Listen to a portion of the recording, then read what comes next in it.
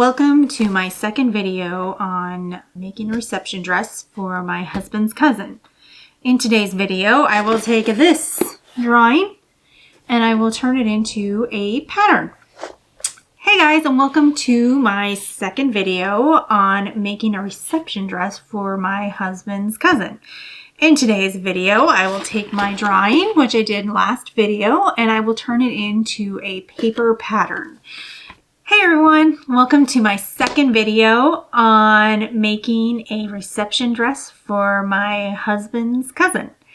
In today's video, I will take my drawing and I will make it a paper pattern.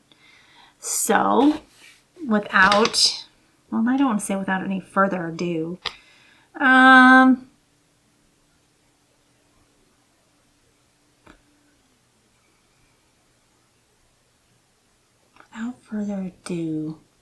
how would I say that?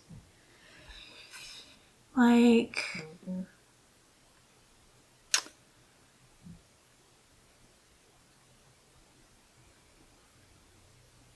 okay, here we go. I think I got it. Hey everyone, welcome to my second video on making a reception dress for my husband's cousin. In today's video, I will take my drawing, which I made in video 1, and I will make a paper pattern from it. I'm so excited for this project. It should be so fun and also super challenging. So let's go.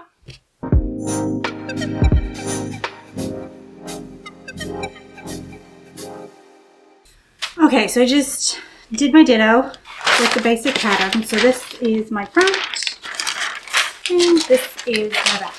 And these are the only two things I need. I don't need a sleeve because I'm making it strapless. And I don't need the skirt. All it is a circle skirt.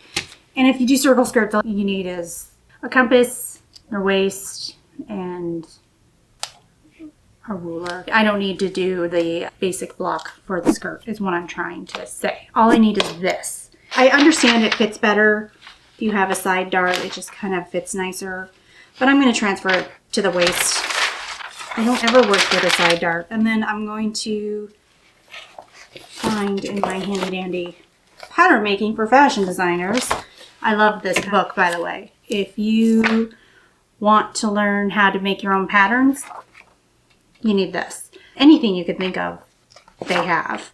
And one day, I hope to just not need this anymore, but it's a good little reference. Strapless Princess Foundations, $4.17. Yeah, so you have to contour a bunch, but I'm up for the challenge. A lot of basic pattern blocks are loose, and so you want strapless to fit even tighter, so you contour it to your body, so it like contours to the shapes. So you have to take in a bunch. For a princess seam, or princess foundation, princess bodice, strapless top, contour above, below, and in between. So that's like all the contours. So I'm going to cut these out, and then I'm going to read more of this because I'm not sure where I want everything. I have to do some measuring. So I'm going to cut it out, and then we'll come back, figure out the contouring, and go from there. Alright, so here's our back, here's our front. The first thing we have to do is get rid of this dart. I don't like this dart. In order to do that, we're going to change it into a princess seam. So really, we're going to fold this like so. And then we're going to compare it to, they should match, and they do, yay. And then I'm going to mark it, yay. And that is the beginning of our princess seam. Yay! We are going to draw a line from here to here. I should do this in pencil. It just makes me so nervous to do it. Oh. Not this dart. Oh gosh. Yay! From the bust point. So there, and then we go up 2 inches from the bust point. Mark. And 2 inches down, mark here. So we've got 2 inches from each bust point. Now we're going to cross mark 3/4 of an inch from the bust point to the new pivot points. kind of like that. And we cut the dart out.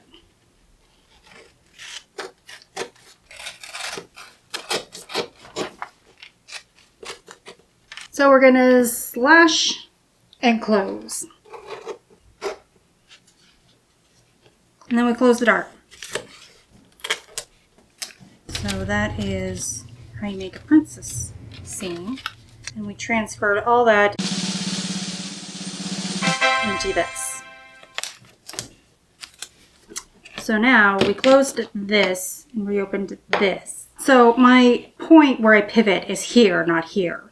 So you see how that has ease here? We want that ease. I closed it. Now there's ease here, which I want.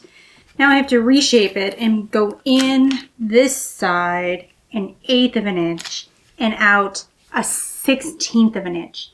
Like it's gonna matter. It's like so minuscule that's like, who cares? Is it gonna matter in the long run?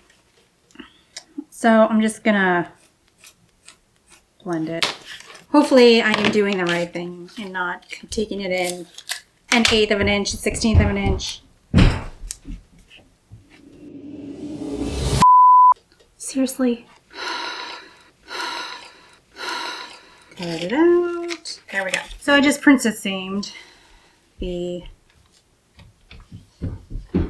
basic bodice. We have to transfer contour lines now. I want this one, but not so dramatic. So we want this one.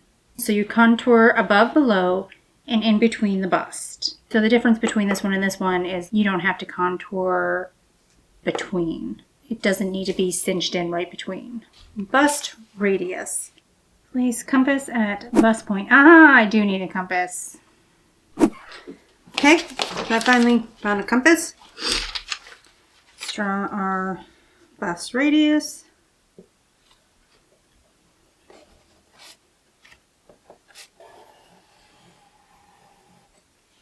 Perfect. Now we have to contour according to the book. Contour above, below, and in between. Above, below, and in between. So here's me contouring the bust to get a better fit, to get that strapless look so that the dress doesn't fall down. Okay, so I decided to try and make it a true sweetheart. I mean, she wanted a sweetheart, so okay. If she doesn't like it, I can also take it up a little bit. But let's see how it works. Cutting it out now.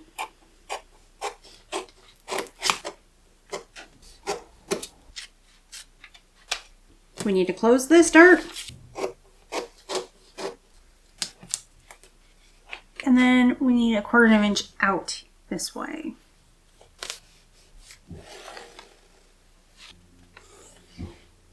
Okay, so I really hope this works. If not, I have to go back to the drawing board. Back has to match the front. There's my 6 inches.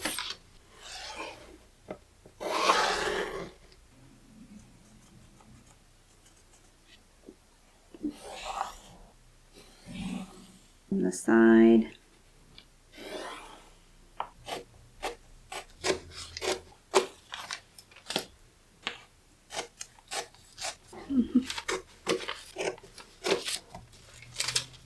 So we need to add seam allowance here, here, here, and here. I just finished my top patterns.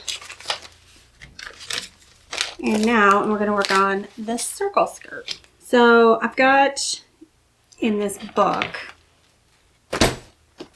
and this is the Pattermaking for Fashion Design book. I love this book. So they have the formula right here, which is fantastic. So I did all these measurements, and then it said locate this measurement in column 1. And then you could either do 1/4 of a circle, half, 3/4, or full. We want to do a full circle skirt. And so that's where we are right now. I cut out a piece of paper. Half the circle skirt is drafted using the radius measurement.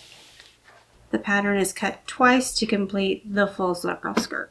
So we just need the length, which we decided was going to be 18 inches. I don't think you can see it. This is just huge. X.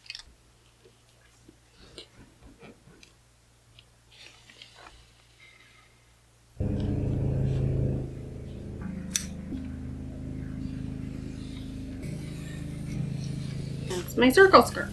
Here's the seam, and here's the front. Well, it's front and back. It doesn't really matter.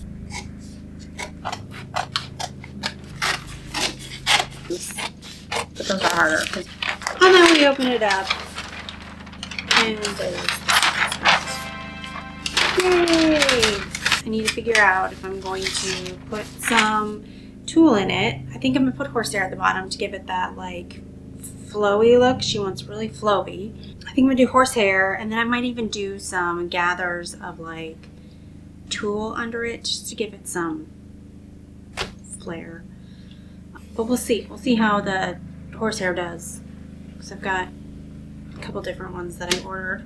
So the next step is actually cut this out of the muslin. We'll see if it fits. If it fits, that'd be wonderful. But I am not holding my breath because, like I said, it's all kind of it's like give or take. It's like, not give or take, but like trial and error.